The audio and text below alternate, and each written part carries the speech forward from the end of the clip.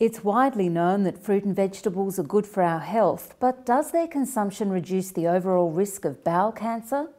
A study by Western Australian scientists, published in the Journal of the American Dietetic Association, has looked at the link between fruit and vegetables and separate cancers of the bowel.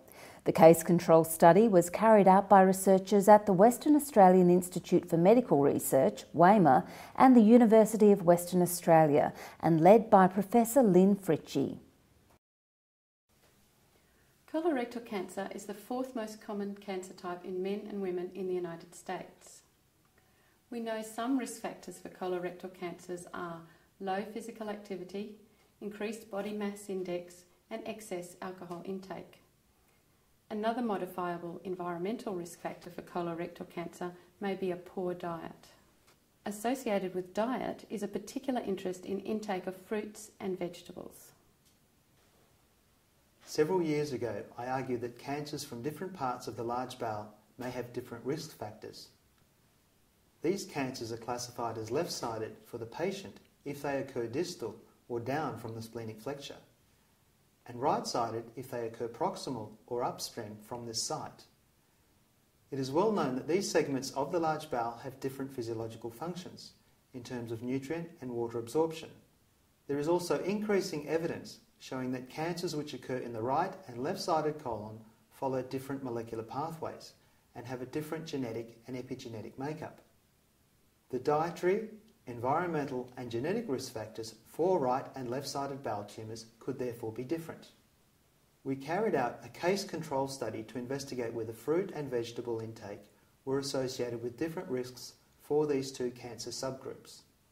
The Western Australian Bowel Health Study took place between 2005 and 2007. Cases were eligible if they were histologically confirmed first incident cases diagnosed during the study period and reported to the Western Australian Cancer Registry. Subjects were Western Australian residents aged between 40 and 79 years old. Data were collected via a self-completed postal questionnaire covering demographic data, height and weight, medical history, smoking and physical activity. Dietary intake was assessed using a 74-item food frequency questionnaire developed by the Cancer Council Victoria. The questionnaire included 3 questions on alcohol intake and listed 74 foods which were divided into food groups. The fruit food group consisted of 13 food items and the vegetable food group included 25 food items. Each food had 10 frequency response options, ranging from never to 3 or more times per day. This questionnaire is widely used in Australia to assess food and nutrient intake. The serving options of all fruits and vegetables were converted into daily equivalent frequencies based upon a conversion table. This resulted in data on serves per day for each fruit and vegetable. Intakes of food groups were divided into quartiles based on the distribution of the controls.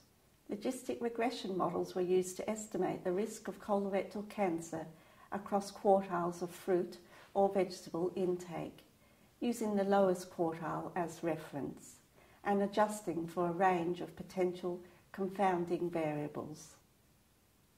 The results of this study were complex, as we looked at 14 different fruit and vegetable groupings and 3 outcomes: proximal colon cancer, distal colon cancer, and rectal cancer. Regarding proximal colon cancer, the only statistically significant association with an individual fruit or vegetable group was that with intake of brassica vegetables, such as cabbage or broccoli, which was inversely related with proximal colon cancer. For distal colon cancer, the risk decreased with increasing intake of total fruit and vegetables, and total vegetables, brassica vegetables, dark yellow vegetables, and other vegetables. In addition, a lower risk of distal colon cancer was associated with increased apple intake.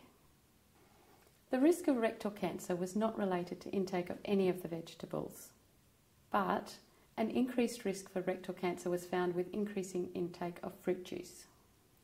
So in conclusion, The present findings indicate that the association between intake of fruit and vegetables and colorectal cancer may be different according to the location of the cancer. It may be that some of the confusion about the relationship between diet and cancer risk is due to the fact that previous studies did not take sight into account. The replication of these findings in large prospective studies may help determine whether a higher intake of vegetables is a means for reducing the risk of distal colorectal cancer.